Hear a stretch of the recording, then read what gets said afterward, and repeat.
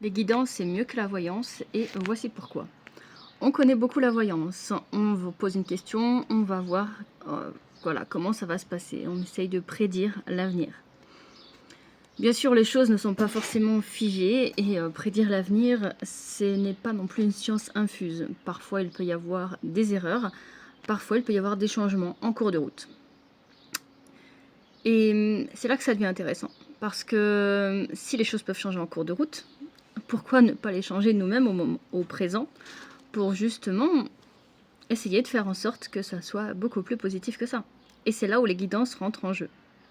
Là où en fait la voyance c'est savoir ce qui va arriver, la guidance c'est plutôt comprendre pour agir afin de permettre à meilleur d'arriver.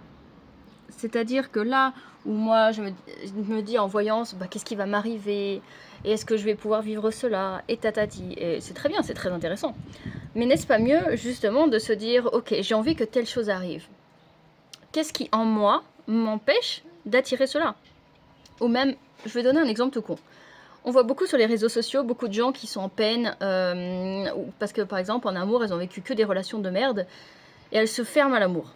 En disant non mais moi je crois plus en amour, de toute façon c'est toujours pareil, nanani, nanana. Et ces personnes en fait elles sont blessées. Et peut-être qu'elles vont consulter une personne en voyance pour vous dire voilà, est-ce que je vais enfin tirer une belle relation?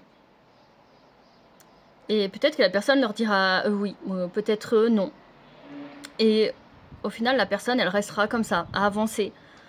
Avec toujours une peur en elle que bah elle va réattirer encore des expériences de merde. Alors que si tu vois en guidance, pourquoi tu as attiré des relations de merde? Pourquoi tu es mal? Et comment? Parce que c'est pas juste pourquoi, c'est pas juste comprendre pourquoi il y a un blocage, pourquoi il y a eu des souffrances, pourquoi il s'est passé ci, pourquoi je vais pas bien, pourquoi je ressens ça en moi. Non, c'est aussi qu'est-ce que je peux faire par rapport à ça, pour résoudre ça, pour débloquer ça. Et bien justement, la guidance, elle va permettre de dire, ok, bon bah tu as vécu telle expérience parce que ceci, parce que cela. Tu ressens un mal-être en toi, un vide en toi, tu ressens ça en toi parce que ceci, parce que cela. Et qu'est-ce que tu peux faire pour retrouver du bien-être, pour retrouver de l'amour, pour attirer un meilleur amour à toi? Tu peux faire ceci, tu peux faire cela. Et bien les guidances, c'est ce que ça fait. Et c'est pour ça que je fais principalement des guidances. Je fais quand même de la voyance de temps en temps. C'est plus par divertissement en fait.